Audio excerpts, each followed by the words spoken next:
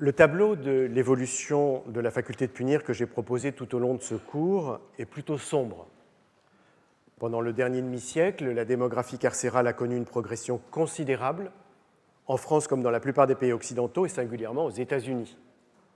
Cette tendance générale n'est pas liée à une augmentation de la délinquance et de la criminalité, à de rares exceptions près, mais à une plus grande sévérité du législateur et des magistrats. On crée de nouveaux délits et on augmente les quantums de peine. On punit plus fréquemment et plus lourdement. Il existe certes des différences nationales dans la manière de mettre en œuvre le tournant punitif. En France, les peines sont décidées par des juges dans un tribunal, l'expansion de la comparution immédiate participant du durcissement de la pénalité.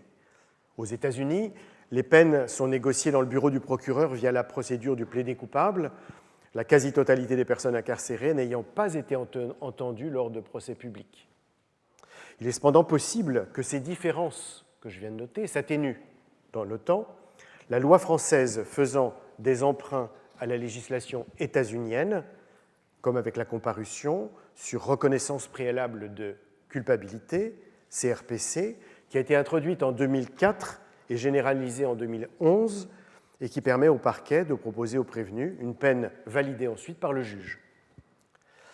Mais en marge de l'appareil judiciaire, j'ai également montré que s'étaient développées des pratiques punitives extrajudiciaires qui m'ont conduit à réviser les définitions classiques de la théorie juridique et de la philosophie morale pour élargir le domaine d'intelligibilité du châtiment. Non seulement ces pratiques sont le fait d'agents dont la mission n'est pas de punir, mais elles peuvent affecter des personnes qui ne sont pas coupables d'infraction, dans des contextes où il peut même s'avérer qu'aucune infraction n'a été commise. Les agents le plus souvent en cause dans ces châtiments extrajudiciaires appartiennent aux forces de l'ordre, qu'il s'agisse de policiers ou de militaires, en notant du reste que la distinction entre les deux corps n'est pas toujours décisive, car d'une part, ils collaborent souvent dans le cadre d'opérations répressives contre des civils, et d'autre part, la police tente à se militariser en termes à la fois d'équipement, d'armement et de règles d'engagement, avec les conséquences que l'on sait en France sur l'augmentation du nombre de victimes de tirs policiers pour refus d'obtempérer allégués.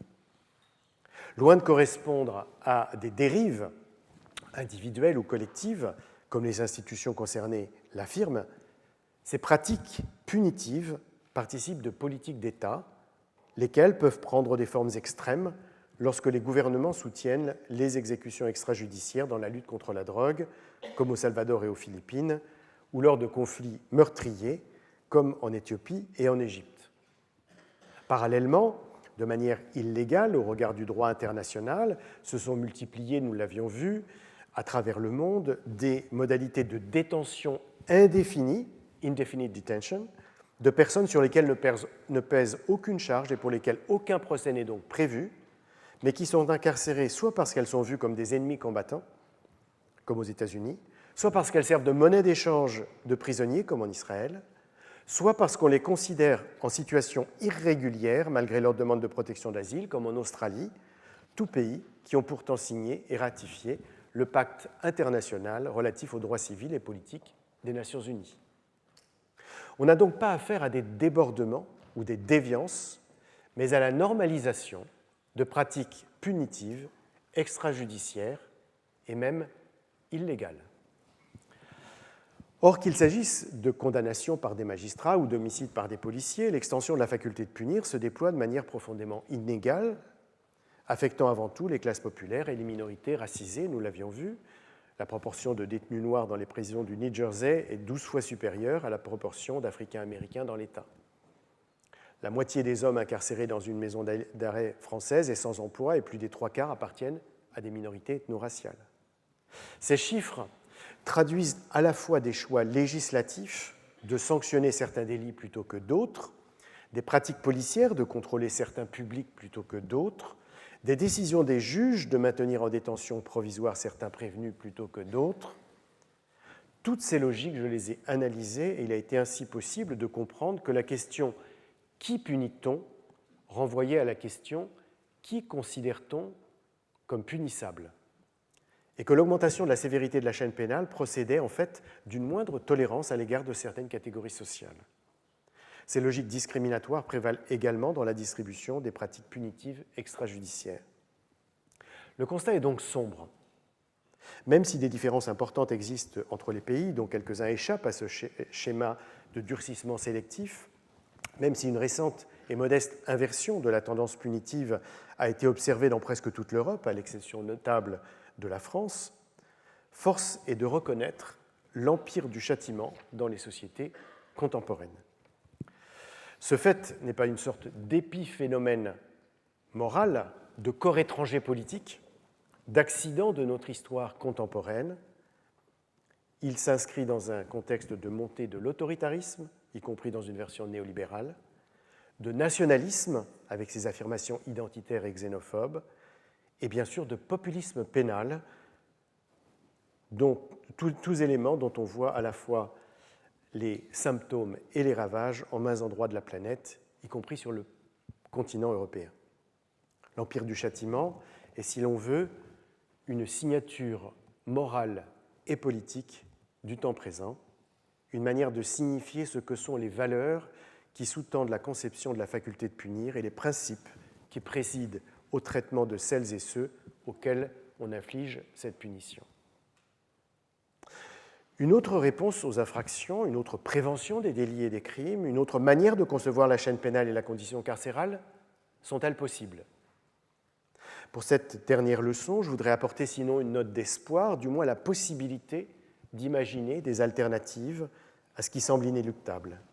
Au fond, s'il existe une fonction émancipatrice des sciences sociales, elle est de rappeler que ce qui est ici et maintenant peut être différent ailleurs, ou bien a pu être différent autrefois, et que par conséquent, ce qui est ici et maintenant pourrait être autre.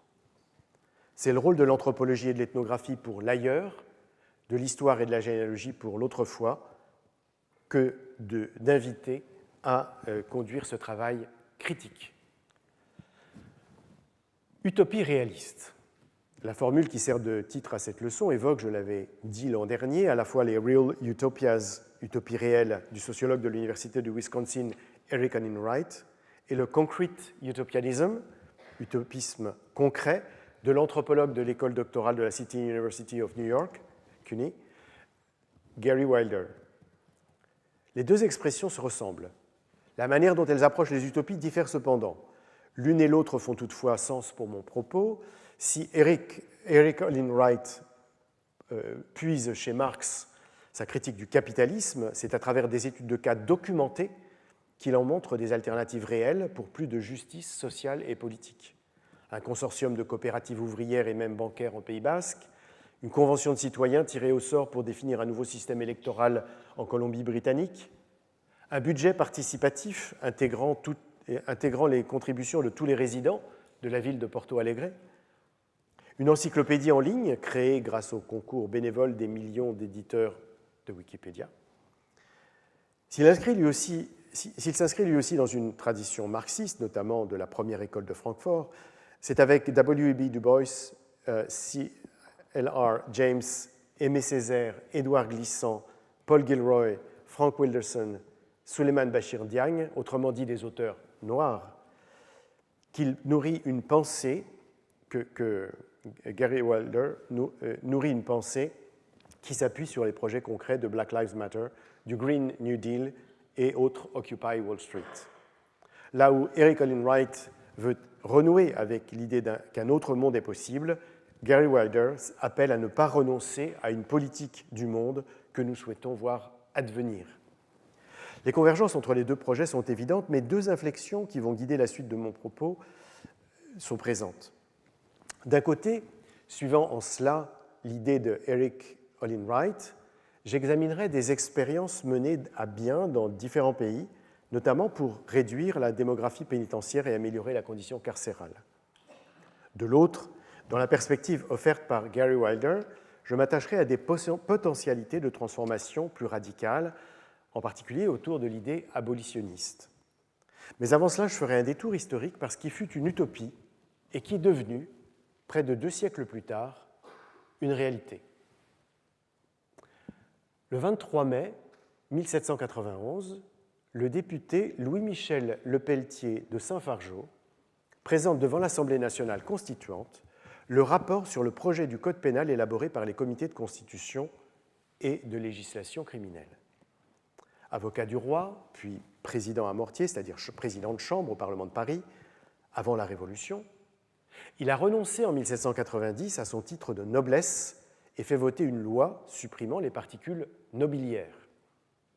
Inspiré par Cesare Beccaria, Lepelletier, donc, comme il faut l'appeler, plaide pour une profonde réforme de la pénalité. Lors de son discours, il prévient ses collègues parlementaires. Vous allez descendre dans ces sombres régions des crimes et des supplices pour y contempler le plus affligeant des spectacles, celui de l'homme coupable et de l'homme souffrant.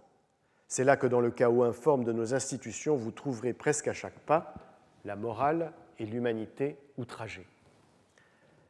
Et sa critique de l'état de la pénalité et de son temps est sans embâge, des faits innocents ou des fautes légères érigées en grands attentats, la présomption du crime puni souvent comme le crime même, des tortures atroces imaginées dans des siècles de barbarie et pourtant conservées dans des siècles des Lumières,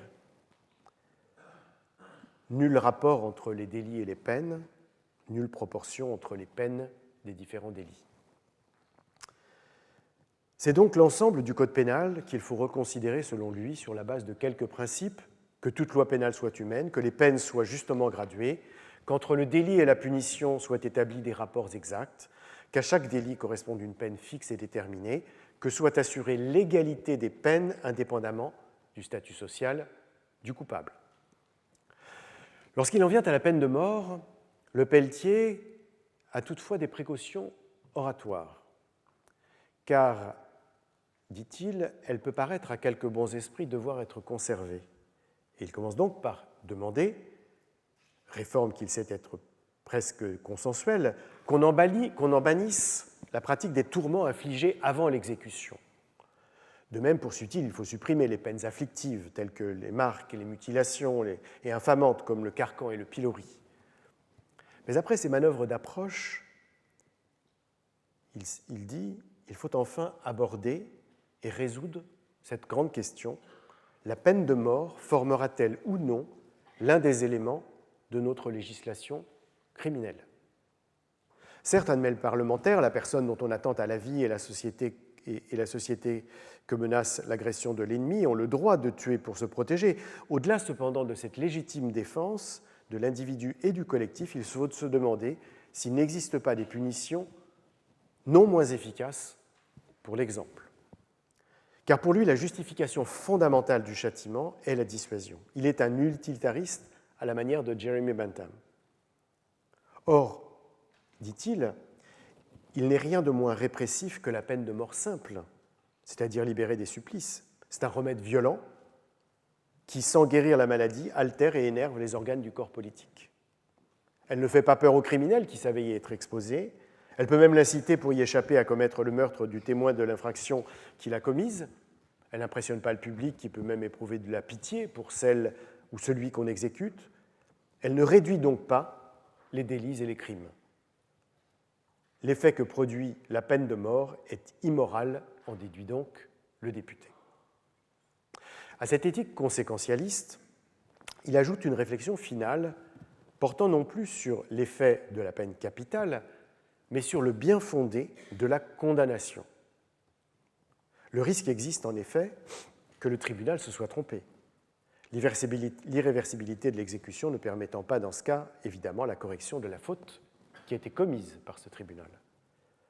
Dès lors, si l'on supprime la peine de mort, n'est-ce pas, dit-il, une pensée consolante d'imaginer qu'à chaque instant, les erreurs de la justice peuvent être efficacement réparées? Mais si l'on abolit le châtiment capital, il faut, ajoute-t-il, lui substituer une autre sanction. Il n'est qu'un seul moyen, affirme-t-il, d'adoucir la barbarie des peines sans affaiblir le sentiment du salutaire effroi qu'elles doivent inspirer, c'est de frapper les esprits des hommes en renouvelant le système pénal dans sa totalité. Cette autre peine, par laquelle il affirme qu'on peut renoncer à la barbarie tout en suscitant plus d'effroi, c'est la prison. Je le cite, « Un des plus ardents désirs de l'homme, c'est d'être libre. La perte de sa liberté sera le premier caractère de sa peine. La vue du ciel et de la lumière est une des plus douces jouissances, le condamné sera détenu dans un cachot obscur. La société et le commerce de ses semblables sont nécessaires à son bonheur, le condamné sera voué à une entière solitude. Il portera des fers, se nourrira de pain, dormira sur la paille, il n'aura que deux consolations. Premièrement, la peine sera temporaire, car le mot « à jamais » est accablant, dit-il. La durée n'en sera pas inférieure à 12 ans, mais ne dépassera pas 24. Deuxièmement, un travail sera proposé qui n'aura rien de rebutant par sa nature ou sa rigueur. Limité à quelques jours par semaine, il permettra au condamné de sortir de sa cellule et d'avoir une amélioration de son alimentation à cette occasion. Enfin, une fois par mois, les portes du cachot seront ouvertes, mais ce sera pour offrir au peuple une imposante leçon, car il pourra voir le condamné chargé de fer au fond de son douloureux réduit. L'abolition de la peine capitale procède donc, moins on le voit, d'un véritable adoucissement des peines que d'un souci utilitariste de dissuasion du crime, impliquant une souffrance plus durable et plus visible.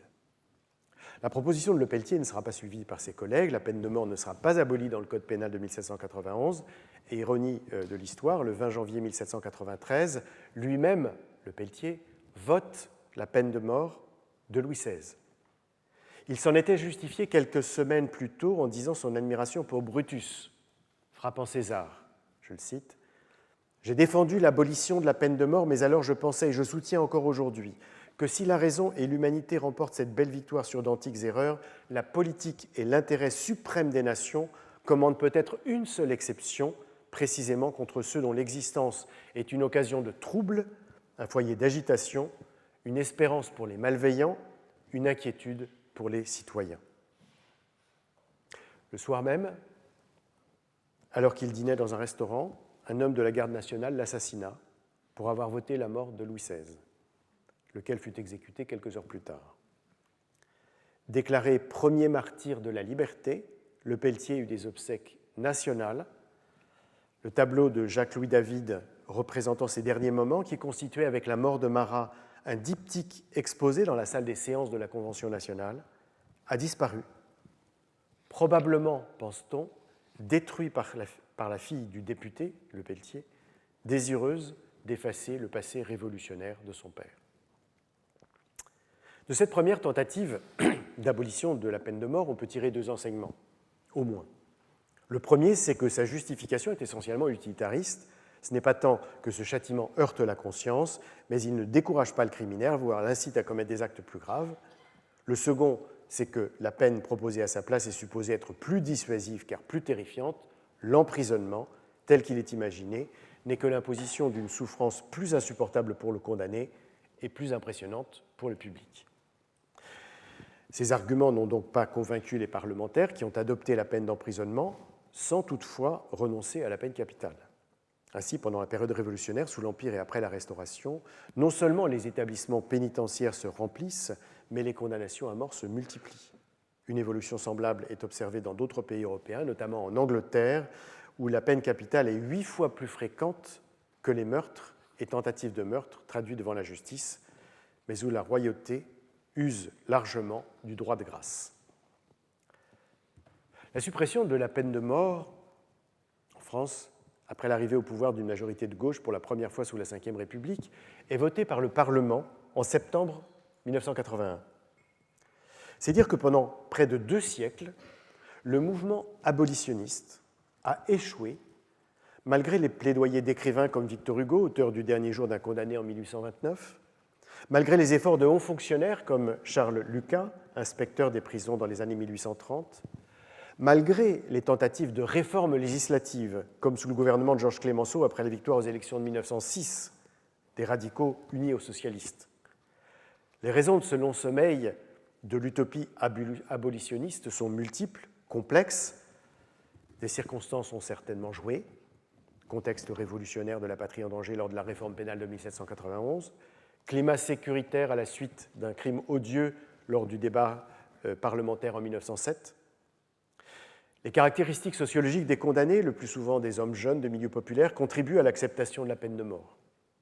À la peur des classes dangereuses s'ajoutent dans les suites de la décolonisation l'animosité et le racisme à l'encontre de criminels d'origine maghrébine dans les années 1960 et 70. Que s'est-il passé alors en 1981 pour que ces obstacles soient renversés? Sans minimiser le rôle joué par le garde des Sceaux, Robert Badinter, dont on célèbre à juste titre l'engagement personnel dans ce combat contre la peine de mort, on peut dire que le moment était favorable, non seulement en raison de l'enthousiasme suscité par le renouvellement politique, mais également en raison de la dynamique nationale et internationale enclenchée au cours des décennies précédentes. Au plan national, le ralliement d'une partie de la droite humaniste et d'une majorité de l'Église catholique à l'abolition affaiblit le camp des rétentionnistes. Même si le public reste majoritairement attaché à la peine de mort, les juges ne la prononcent quasiment plus et les présidents usent de leur droit de grâce, 6 exécutions seulement ayant eu lieu dans les années 1970, contre 27 au cours de la décennie précédente. Au niveau international, le nombre de pays supprimant la peine capitale de leur arsenal punitif augmente rapidement et le principe de l'abolition se normalise. À cet égard, il faut certainement provincialiser l'Europe, comme y invite l'historien indien Dipesh Chakraborty dans un autre contexte, en rappelant que le Venezuela a franchi ce pas juridique dès 1863, le Costa Rica en 1877, le Panama en 1903, l'Équateur en 1906, l'Uruguay en 1907. Les pays occidentaux ont presque tous renoncé à la peine de mort bien plus tard, et comme vous le savez, les États-Unis, le seul parmi eux à ne pas l'avoir abolie, se situent au 5e rang mondial, derrière la Chine, l'Iran, l'Arabie saoudite et l'Égypte, pour le nombre d'exécutions capitales. Si j'ai choisi de rappeler cette histoire de l'abolition de la peine de mort en France, c'est qu'elle montre qu'une utopie, aussi improbable soit-elle dans un temps et un lieu donné, peut se réaliser lorsque des conditions historiques, un engagement moral et un courage politique se trouvent réunis. Elle devient alors un fait ordinaire dont on tend à oublier les divisions qui ont entravé son cours et les luttes qui l'ont permis d'advenir. La suppression du châtiment capital s'inscrit dans une longue tradition utopique, c'est l'abolitionnisme. Sa première manifestation, qui du reste correspond à l'usage commun du mot, a concerné à la fin du XVIIIe siècle l'esclavage, qu'il s'agissait de faire disparaître. L'abolitionnisme s'est développé en Angleterre, en France, aux États-Unis, à travers la mobilisation de philosophes, d'activistes, de politiciens, d'associations, qui ont contribué à mettre fin à l'esclavage en 1807 dans l'Empire britannique, en 1848 en France, après une première abolition en 1794, suivie d'un rétablissement en 1802, en 1865 aux États-Unis, où plusieurs États, dont le Vermont, pionnier en 1777, avaient pris les devants des décennies plus tôt. Parallèlement à ce mouvement, des révoltes d'esclaves se produisaient, dont la plus importante est la révolution haïtienne dans la colonie de Saint-Domingue, qui a permis d'obtenir, au terme d'une guerre de 13 années qui a causé la mort de dizaines de milliers de personnes en majorité noire, l'abolition de l'esclavage et la création de la première République noire libre en 1904. Mais au cours de la période récente, d'autres abolitions ont été invoquées. Elles le sont généralement en anglais, border abolition, suppression des frontières, souvent formulée comme open borders, ouverture des frontières. Police abolition, suppression de la police qui vise au démantèlement de l'institution et au désarmement de ses agents, et dont une forme moins radicale s'exprime dans la formule defund the police, réduire les budgets de la police. Prison abolition, suppression de la prison, qui a pour objectif une réduction, voire une élimination complète de l'institution pénitentiaire, impliquant donc une decarceration, c'est-à-dire libération des détenus. Ces deux derniers mouvements, sur la police et sur la prison, sont parfois regroupés sous l'expression de abolitionnisme pénal. C'est ce courant de pensée que je souhaite analyser en m'attachant plus particulièrement à la critique de l'institution pénitentiaire. Abolir la prison.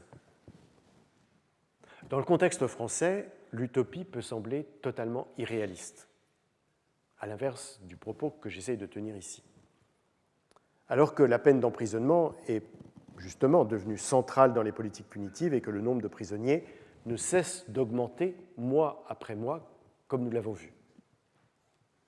Mais si elle l'est en France, elle est certainement bien plus encore, cette utopie d'apparence irréaliste, aux États-Unis, avec leurs plus de 2 millions de personnes détenues, représentant un adulte sur 100. Pourtant, elle y donne lieu à un travail de réflexion et de prospection parmi les juristes, politistes, anthropologues et bien sûr activistes. Ne nous privons-nous donc pas d'une exploration du projet de prison abolition, assurément plus inspirant qu'on ne l'imagine. C'est précisément ce qu'écrivait l'auteur d'une recension du livre du sociologue de l'université d'Oslo, Thomas Mathiesen, The Politics of Abolition, publié en 1974. Il devinait que certains lecteurs pourraient ressentir de la suspicion, voire de l'hostilité, comme en avaient éprouvé les autorités norvégiennes confrontées au programme du mouvement au sein duquel ce sociologue militait. Mais il invitait pourtant à lire l'essai avec une réelle ouverture d'esprit. En fait, les pays scandinaves étaient au début des années 1970 dans un moment de profonde remise en question de leur système pénal et pénitentiaire.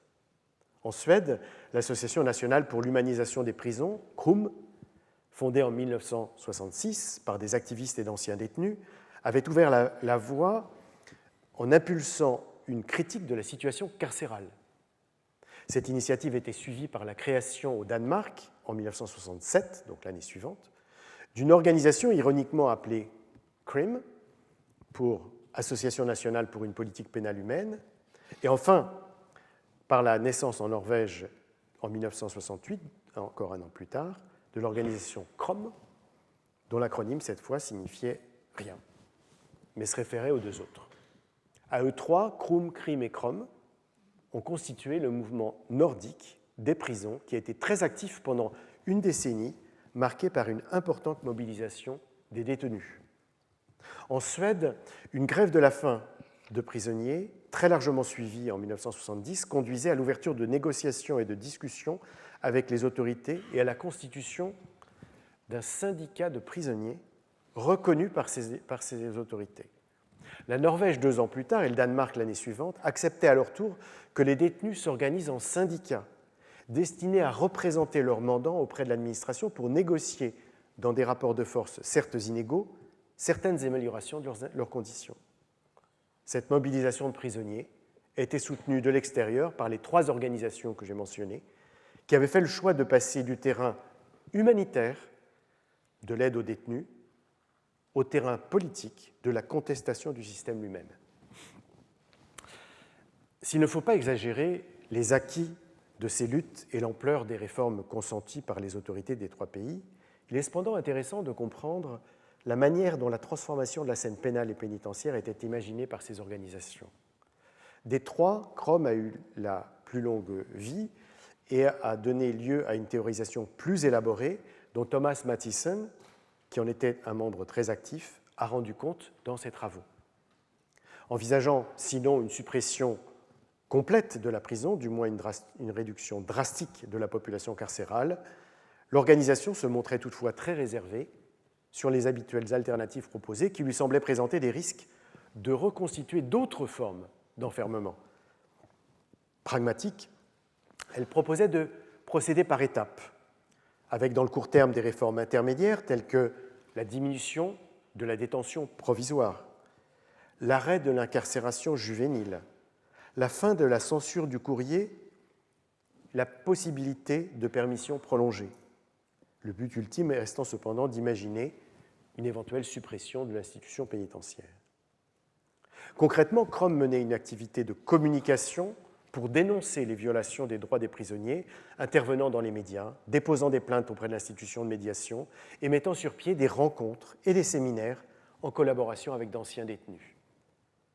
La stratégie employée consistait à dévoiler la réalité de l'incarcération pour une audience large, susceptible de soutenir la cause des prisonniers et l'esprit de la réforme. La critique de l'éducation surveillée avec travail obligatoire pour les jeunes délinquants aboutit ainsi à la suppression des établissements correspondants. La défense de la suppression du travail forcé des prisonniers qu'une campagne de presse tentait de rétablir a de même permis d'éviter cette issue. Dans les deux cas, le travail de communication contribuait à faire évoluer les opinions du public et des politiciens sur l'enfermement. Il n'est cependant pas question d'idéaliser ce mouvement pionnier, ainsi que l'ont fait les médias états-uniens, dont les journalistes s'extasiaient devant le fonctionnement du système pénal et pénitentiaire de Scandinavie, celui de la Suède en particulier, pour s'en servir comme d'un contre-exemple de l'incarcération de masse qui commençait à se développer chez eux. Les résultats des mobilisations dans les trois pays diffèrent en raison autant de l'organisation de la contestation que de la réponse de l'administration. On peut toutefois noter qu'au cours des 3 dernières décennies du XXe siècle, alors que la plupart des autres pays européens voyaient leur population carcérale progresser à un rythme très soutenu, soit une augmentation du taux d'emprisonnement de 39% en Belgique, 55% en Angleterre, 132% en Italie, 175% en Espagne, on observait au contraire en Suède et au Danemark une diminution de ce taux de 8 et 10% respectivement, la Norvège ayant une évolution un peu moins favorable avec une croissance de 30%. On était certes très loin d'une abolition de la prison, mais au moins les pays scandinaves avaient-ils résisté à la vague punitive que subissait l'Europe, même s'il est difficile de déterminer ce qui revient à l'efficacité du mouvement sur la transformation du regard sur la délinquance, la criminalité et le châtiment, et à la dynamique propre de société qui se caractérise par une longue présence de partis de gauche au pouvoir, pendant près d'un siècle pour les sociodémocrates suédois, un demi-siècle pour les travaillistes norvégiens et les sociodémocrates danois. Plusieurs éléments de cette expérience scandinave peuvent être soulignés, même s'il faudrait pour chacun d'eux évoquer les différences d'un pays à l'autre. Premièrement, une coopération s'est développée entre le dedans et le dehors, entre l'organisation des activistes et la mobilisation des prisonniers, la première offrant une caisse de résonance au second dans le monde extérieur. Deuxièmement, l'administration pénitentiaire a accepté la constitution d'un syndicat de personnes détenues, qui lui est devenu un partenaire autorisé dans les discussions autour des revendications et sur les conditions de vie en milieu carcéral. Troisièmement, l'alternative entre réforme et révolution, entre amélioration de la situation et abolition des prisons, a été récusée car improductive. Il a même été considéré que la mise en évidence des graves problèmes rencontrés au sein des établissements pénitentiaires était non seulement une condition nécessaire en vue de leur fournir des solutions concrètes réclamées par les personnes détenues elles-mêmes, mais également une étape importante pour faire prendre conscience de l'inhumanité de l'enfermement et donc légitimer des réponses plus radicales pour l'éviter. Au fond, c'est une sorte de mode d'emploi pour changer la réponse que la société peut apporter à la commission d'infractions. Une réponse en est cruciale, un élément en est crucial, il est exprimé dans le titre de la version norvégienne originale du livre de Thomas Mathiesen, Det ufertige, l'inachevé. Elle suggère à la fois la dimension processuelle, une transformation toujours en cours de réalisation, et l'extension possible, une transformation toujours en devenir. Dans cette perspective, il importe de rappeler que l'expérience scandinave s'est déroulée dans un contexte international où, d'une part, les protestations contre la condition carcérale s'exprimaient en maint endroits de la planète, et de la révolte de la prison d'Attica dans l'État de New York, où 43 personnes, dont 33 détenues, sont mortes en 1971, à la mutinerie de Nancy, où 300 prisonniers sont montés sur le toit de l'établissement en 1972. Et d'autre part, la contestation de l'ordre social et politique au lendemain des mouvements de 1968 partout dans le monde se manifestait dans de nombreux domaines pour les droits civiques des Noirs et contre la guerre au Vietnam aux États-Unis, pour la libéralisation des mœurs et contre le pouvoir en place en France. Une jonction s'établit du reste entre les unes et les autres autour du mouvement des prisons, avec Angela Davis d'un côté de l'Atlantique et autour du groupe d'information sur les prisons avec Foucault de l'autre. C'est dans ce contexte qu'est clos, donc, le mouvement en Scandinavie, un contexte mondial, y compris en Amérique latine, en Afrique australe, en Asie, de remise en cause de l'ordre symbolique, social et politique dont la prison devient un lieu de cristallisation. Avec le recul du temps, il est cependant paradoxal et troublant même que les multiples mobilisations qui ont eu lieu dans les années 1970 sur les 5 continents autour de la condition carcérale aient été suivies non pas d'un recul de la logique punitive, mais au contraire, dans la plupart des pays, à l'exception notable de la Scandinavie, de son expansion.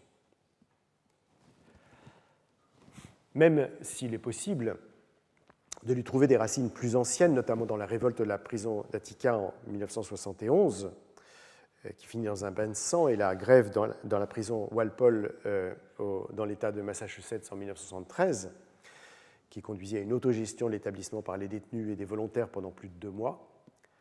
La dynamique du Prison Abolition Movement, mouvement d'abolition de la prison, a pris corps aux États-Unis à la fin des années 1990 avec la création de Critical Resistance, une organisation non gouvernementale fondée pour lutter contre le Prison Industrial Complex, le complexe industriel pénitentiaire, par un groupe d'activistes dont faisait partie Angela Davis.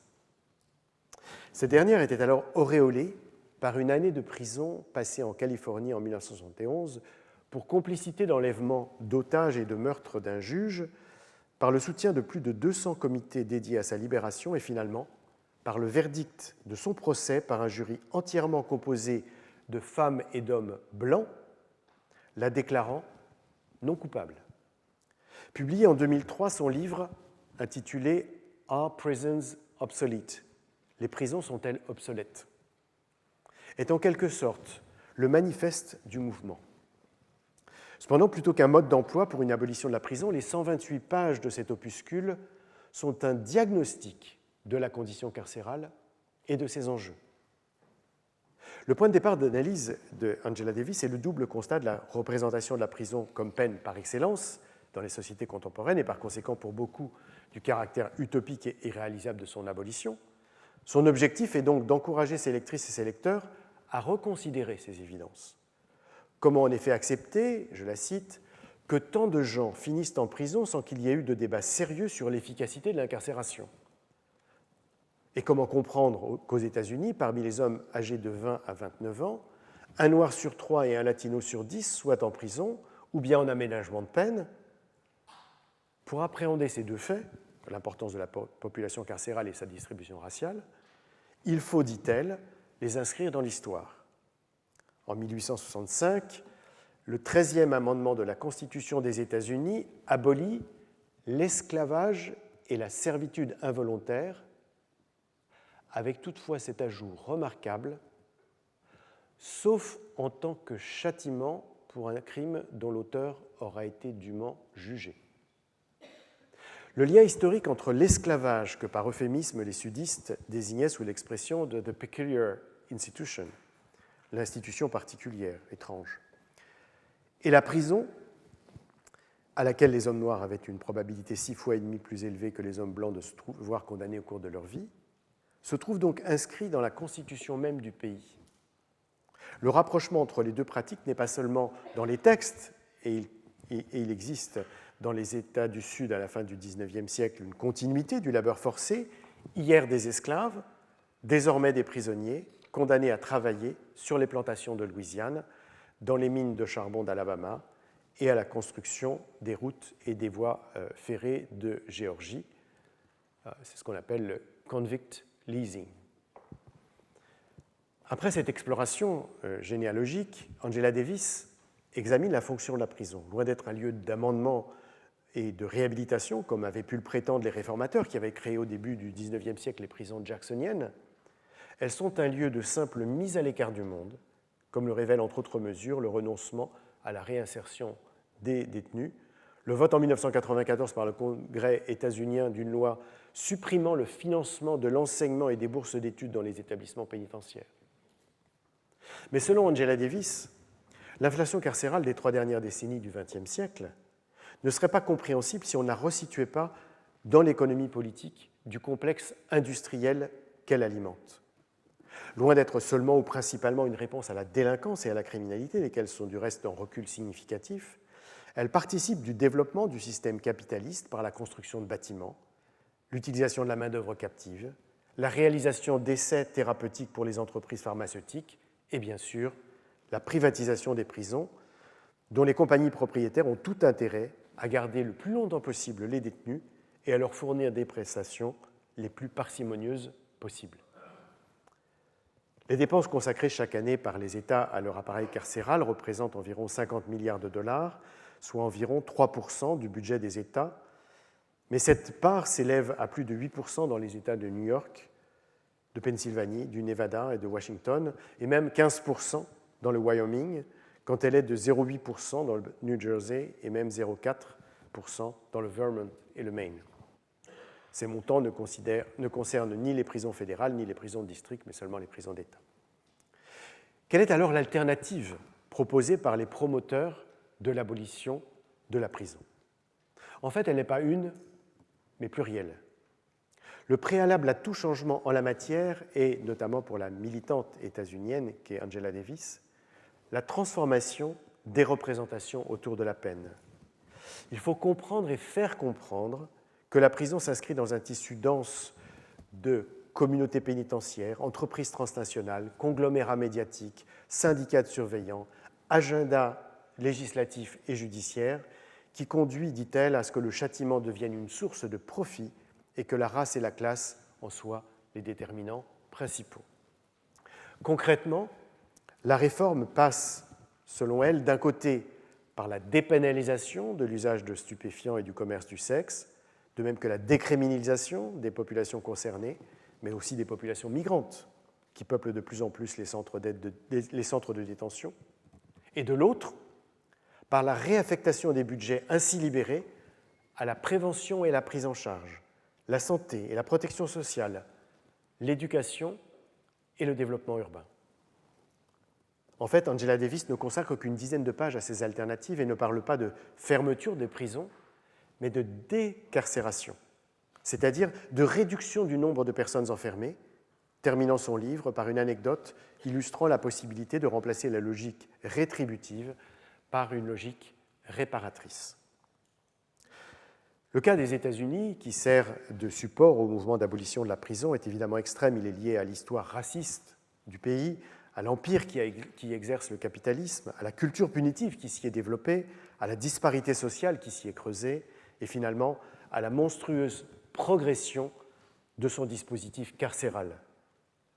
On aurait tort pourtant de l'exotiser, autrement dit, d'en faire un enjeu lointain, sans lien avec la manière dont se pose en France et plus largement en Europe la question du châtiment. 3 éléments méritent particulièrement l'attention dans cette mobilisation.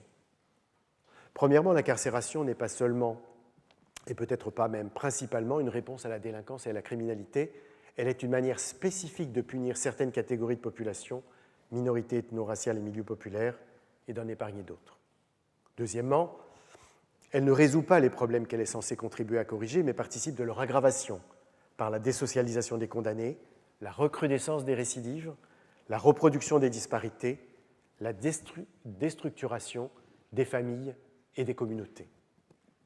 Troisièmement, elle empêche de penser d'autres solutions plus justes et plus efficaces pour réduire les délits et les crimes, qu'il s'agisse de dépénaliser certaines pratiques qui ne l'ont pas toujours été, ne le sont pas nécessairement ailleurs, ou tout simplement n'ont pas de justification réelle à l'être, ou qu'il s'agisse de mettre en œuvre des politiques destinées à une réduction des injustices en matière de ressources éducatives, culturelles et sociales. On aura noté que cette approche, malgré son mot d'ordre radical, abolition, qui semble en faire une utopie irréaliste, vise moins à abolir la prison qu'à la réduire à une portion congrue en invitant à imaginer des alternatives plus respectueuses du contrat social en démocratie. Dans un article important qui offre une synthèse claire des enjeux d'une telle réforme, Allegra MacLeod, qui est professeure de droit à l'université de Georgetown, invoque une éthique abolitionniste qu'elle associe à une justice préventive, consistant à apporter une réponse aux problèmes de délinquance et de criminalité par des mesures sociales plutôt que punitives. Que le mouvement d'abolition de la prison ait eu aux États-Unis un impact au-delà des milieux académiques et des organisations non gouvernementales est relativement peu probable. Il participe cependant d'une réflexion autour du problème de l'incarcération de masse, auquel il fournit des solutions les plus radicales, mais non les moins réalistes, dans une période où de plus en plus d'États manifestent leur intention de réduire leur nombre de prisonniers, tant pour des raisons budgétaires que pour des raisons politiques, voire morales. C'est ce dont je me suis rendu compte au cours des séances de travail de la Criminal and Sentencing Disposition Commission, la commission de réforme pénale et pénitentiaire nommée par le gouverneur du New Jersey en 2018, avec pour mission de poursuivre la baisse de la population carcérale qui avait été la plus forte du pays dans cet État au cours de la décennie précédente, et de corriger la surreprésentation des hommes noirs dans les prisons qui était la plus marquée au niveau national. Le climat politique était d'ailleurs favorable à une telle évolution puisque le Congrès venait de voter de manière exceptionnellement bipartisane une loi, le First Step Act, qui réduisait les cas pour lesquels existait un mandatory minimum sentencing, c'est-à-dire des peines planchées, qui donnait plus de pouvoir discrétionnaire aux juges, augmentait les crédits de réduction de peine et favorisait les programmes de réhabilitation pour aider à la réinsertion, loi qui fut signée par Donald Trump. Au regard des objectifs qui avaient été donnés à la Commission, la discussion parmi ses membres portait, en ce qui concernait les recommandations à transmettre aux législateurs, sur une alternative entre des propositions modestes, mais susceptibles de gagner les suffrages du Sénat, low-hanging fruit, comme on appelle, et un programme bien plus ambitieux, mettant en avant des réformes larges, going to the more radical. La présidente, qui était l'ancienne Chief Justice de la Cour suprême de l'État, semblait avoir tranché entre les deux options contre la version minimaliste, en allant bien au-delà du First Step Act qu'elle considérait comme une politique des petits pas. À la fin de la première réunion à laquelle je participais en novembre 2018, elle allait même jusqu'à dire, presque comme un défi, on devrait fermer les prisons et utiliser cet argent pour des programmes sociaux. Ce programme abolitionniste ne fut cependant pas retenu car il fallait tenir compte de l'opposition de l'Attorney General, c'est-à-dire le procureur au niveau de l'État, qui craignait que sa politique soit jugée trop laxiste, et d'autre part des procureurs locaux qui voyaient dans la plus grande latitude laissée aux juges une perte de leur pouvoir. À la recherche d'un consensus, la présidente dut en rabattre sur ses aspirations réformistes. Les recommandations transmises aux législateurs furent relativement limitées. Celles retenues par les parlementaires le furent plus encore. On était bien loin d'une suppression des prisons. Même la pandémie de Covid, qui entraîna parmi les détenus du New Jersey le taux de mortalité le plus élevé du pays, donna lieu à des tergiversations des autorités qui craignaient des réactions négatives de l'électorat, conduisant la présidente de la commission de réforme à dire qu'il était inconcevable et inacceptable qu'une personne condamnée par la justice à 5 ans d'emprisonnement pour un vol à main armée le devienne de fait à une forme de peine capitale du fait de la maladie. Il fallut attendre 8 mois et plusieurs dizaines de décès pour que le New Jersey Public Health Emergency Credit Act soit voté en novembre 2020, permettant la libération sous condition de prisonniers à moins d'1 an de la fin de leur peine. La population carcérale a alors rapidement baissé de 30% dans les établissements pénitentiaires de l'État et en 2 années, ce sont plus de 8000 détenus qui ont bénéficié des nouvelles mesures. Les avancées sur le Mandatory Minimum Sentencing, les peines planchées, demeuraient cependant décevantes. D'une manière générale, les réformes engagées dans le pays restaient partielles avec des effets modestes. Tel n'a cependant pas été le cas partout. On a vu que la Finlande avait réduit son taux d'incarcération par près de 3,5 au cours de la seconde moitié du XXe siècle, alors que la quasi-totalité des autres pays connaissait une inflation carcérale, et qu'elle a maintenu un taux 2 fois plus faible que celui de la France au cours des 2 premières décennies du XXIe siècle. Cette évolution finlandaise est le fruit d'une réflexion théorique relativisant le rôle du châtiment par rapport à la prévention et de la prison par rapport aux sanctions alternatives dans le contrôle de la criminalité et de la délinquance, ce qui a conduit en pratique à une diminution considérable des prononcés de peines d'emprisonnement, une préférence pour le sursis plutôt que des sanctions fermes, une réduction de la durée de l'incarcération et un développement des travaux d'intérêt général. On a également observé depuis le milieu des années 2000 une tendance similaire en Allemagne, avec une baisse de ce taux d'un quart et aux Pays-Bas avec un recul de moitié. Bien que plusieurs explications puissent en être proposées, ces tendances sont là encore liées à des choix politiques dont il est intéressant d'observer qu'ils ont été faits par des gouvernements conservateurs, consistant à préférer les amendes à la prison, à privilégier le sursis en cas de peine d'emprisonnement et à réduire la durée de l'incarcération lorsque la sanction est ferme. Ces illustrations montrent que certaines utopies peuvent se réaliser, au moins partiellement. Tel n'est pas le chemin emprunté par la France, je l'ai dit, qui est le seul pays de l'Union européenne, avec l'île de Malte, qui maintient imperturbablement son orientation punitive. Permettez-moi une anecdote personnelle en forme d'épilogue de cette réflexion autour des utopies réalistes. Il y a 10 ans, une conférence s'est tenue à Paris à l'École des hautes études en sciences sociales sur le thème « Justice, état des savoirs ».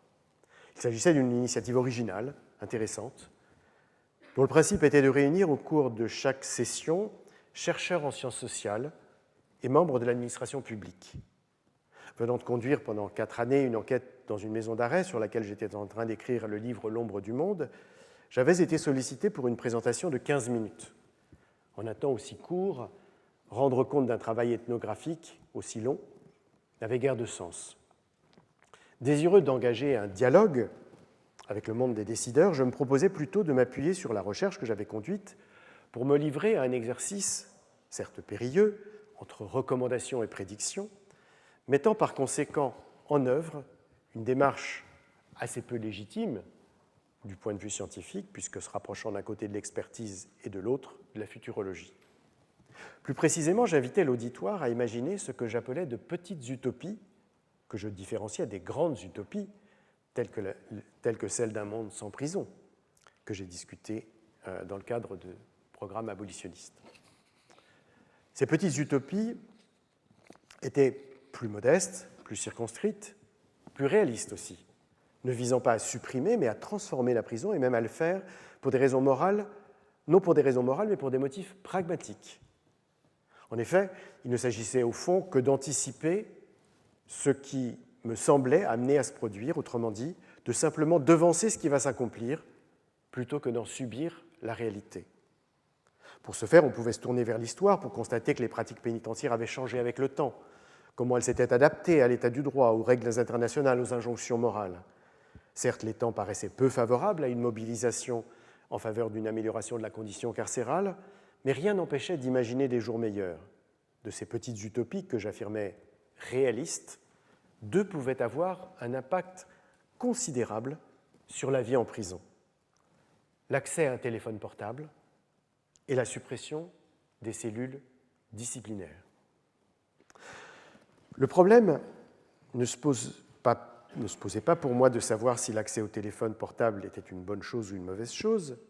Il est en général admis par les surveillants et les détenus que tout le monde en possède un, ce qui est peut-être excessif au regard de leur prix, entre 100 et 700 € il y a quelques années, mais les fouilles inopinées de cellules permettaient de remplir chaque année 5 ou 6 grands sacs poubelles de ces appareils dans la maison d'arrêt où j'ai travaillé.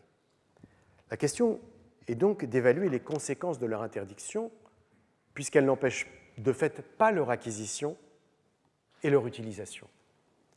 Elles sont principalement de 2 types, les conséquences de l'interdiction. D'une part, elles renforcent l'ordre social au sein de la détention, car les prisonniers qui bénéficient d'une certaine autorité imposent à d'autres plus vulnérables de cacher pour eux leur téléphone et donc de s'exposer à être punis, en échange de quoi ils leur apportent une certaine protection.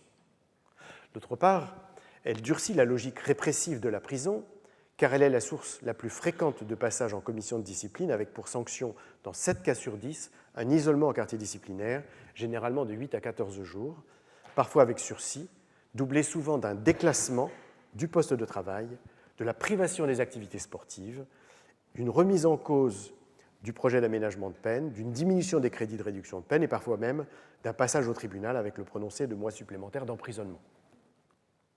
Les personnes détenues utilisent essentiellement le téléphone pour parler à leurs compagnes ou leurs compagnons, à leurs enfants et à leurs parents, ce qui est considéré par l'administration pénitentiaire comme une source d'apaisement face à l'angoisse de l'enfermement et de maintien des liens familiaux propices à la réinsertion.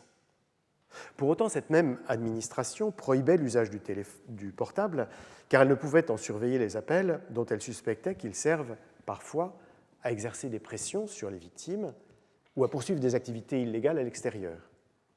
Elle avait donc installé des cabines téléphoniques dont elle enregistrait toutes les communications, mais leur utilisation était très limitée dans la journée et le coût pour les usagers très élevé, de surcroît sans garantie de confidentialité vis-à-vis des personnels ou des autres détenus.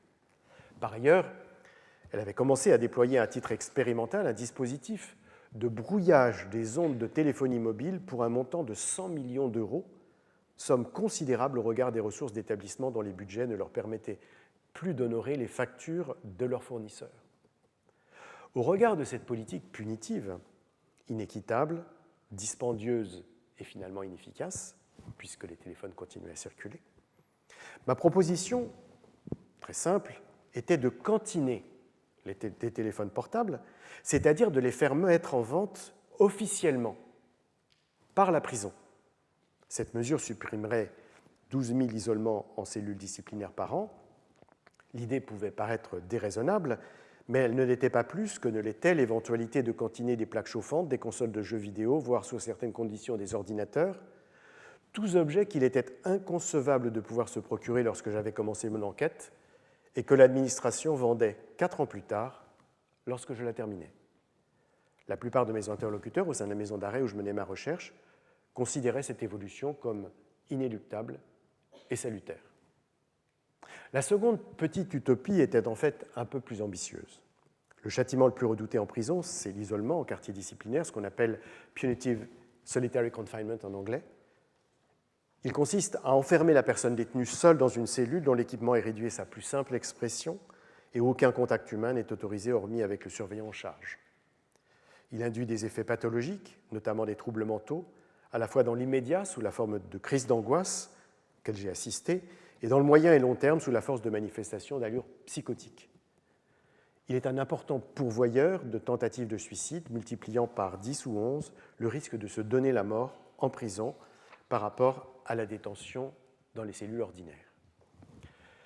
Ces suicides surviennent chez des détenus psychologiquement fragiles ou fragilisés par la détention, que l'enfermement en quartier disciplinaire, souvent précédé d'une neutralisation physique rude, d'un déploiement de personnel impressionnant et d'une humiliante mise à nu pour fouille, fait basculer dans une situation de détresse aiguë. Dans ma longue expérience de médecin et d'anthropologue, je dois dire que je n'ai jamais assisté à des expressions de souffrance aussi intenses que chez plusieurs des jeunes que j'ai vus se jeter contre les barreaux de leurs cellules et se frapper la tête contre les murs de ces cellules disciplinaires. Le rapporteur spécial des Nations Unies sur la torture assimile cette pratique à une forme de traitement cruel, inhumain et dégradant qui devrait être limité à des circonstances exceptionnelles et entièrement prohibées au-delà de 15 jours. En France, la limite est de 20 jours, étendue à 30 en cas de violence physique, mais elle peut être renouvelée à intervalles rapprochés. Un directeur de prison se souvenait du temps où elle était de 90 jours, puis était descendue à 45 et désormais à 30. Et il ajoutait « il n'y a pas de raison que ça ne continue pas ». Du reste, d'autres pays européens ont des durées maximales très inférieures, 15 jours en Italie et aux Pays-Bas. Évoquant les chaînes, le python, le cachot glacé, la marche au pas cadencé, le régime au pain sec et à l'eau, qui ont au fil des décennies disparu des châtiments en prison, j'invitais donc, lors de cette conférence, à imaginer la possibilité d'une abolition du quartier disciplinaire, dont le discrédit éthique et le coût humain se révélaient trop grands pour des bénéfices dont on peut se demander ce qu'ils sont, et je suggérais même que la société demain jugerait le quartier disciplinaire comme une pratique d'un autre temps, à la façon dont elle considère aujourd'hui la mise au fer et la camisole de force. Affirmant que les deux utopies que j'avais analysées pouvaient être qualifiées de réalistes au regard de ce que l'histoire nous apprenait du passé et de ce que l'ethnographie nous montrait du présent, je terminais mon intervention en disant que la démarche peu conventionnelle qui était la mienne offrait peut-être une occasion de concevoir des formes nouvelles de collaboration entre chercheurs et décideurs. La directrice de l'administration pénitentiaire, une magistrate à laquelle on avait confié le rôle de discutante, ne fut guère réceptive à cette ouverture. Elle manifesta une telle violence dans son commentaire que les organisateurs vinrent un peu plus tard me dire leur embarras. Rejetant toute analyse critique comme relevant de la politique et non de la recherche, elle affirma attendre des chercheurs qu'ils se confinent à une fonction d'expertise en répondant aux questions que leur posent les pouvoirs publics et ne jugea pas utile de discuter les deux utopies que j'avais esquissées sur la base de mes 4 années d'enquête. 2 jours plus tard, essayant de renouer le dialogue autour de 2 questions que je pensais importantes, je lui écrivis pour défendre ma conception du travail des sciences sociales et notamment de l'ethnographie critique autour de laquelle, de retour aux États-Unis, j'organisais une réunion internationale qui donna lieu à la publication de l'ouvrage collectif If Truth Be Told. Elle ne me répondit pas. Mais son successeur lança, en arguant de l'importance du maintien des liens familiaux, un programme d'installation de téléphone avec numéros préenregistrés dans les cellules de toutes les prisons qui devait être achevé en 2021.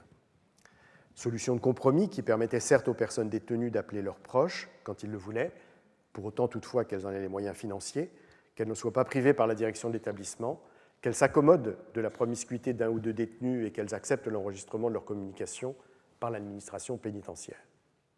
Quant à l'isolement disciplinaire, dont la section française de l'Observatoire international des prisons a recommandé la suppression au terme d'une enquête approfondie publiée en janvier 2024, le ministère de la Justice a au contraire produit un décret qui en élargit et en durcit le recours, alors même que de plus en plus de voix s'élèvent dans le monde contre ces pratiques. Même aux États-Unis, 28 États ont introduit au cours de l'année 2019 des législations pour supprimer ou restreindre le solitary confinement, 12 d'entre eux ayant effectivement eu un vote de loi en ce sens, dont la plus radicale était dans le New Jersey la limitation à 20 jours, sachant qu'elle était illimitée avant, tandis que l'année suivante, l'État de New York adoptait la règle 43 des Mandela Rules des Nations Unies, à savoir l'interdiction d'infliger cette sanction pour plus de 15 jours. Comme me le faisait lucidement remarquer un jeune sociologue états-unien spécialiste des prisons, il faudra vérifier la manière dont ces réformes que j'évoque sont appliquées, car il est facile de les contourner dans les faits en changeant le nom de la pratique ou en multipliant les séquences d'isolement. Le degré de civilisation d'une société peut se juger en entrant dans ses prisons. Cette citation de Dostoïevski, supposément extraite des Souvenirs de la Maison des Morts, un grand livre, est apocryphe. Elle n'est donc pas véridique. Elle n'en est pas moins vraie. Au terme de cette dernière leçon, j'en élargirai le propos au-delà de la prison en suggérant que la valeur morale et le courage politique d'une société peuvent se juger en examinant, sans prévention, mais sans concession, sa faculté de punir. Je vous remercie.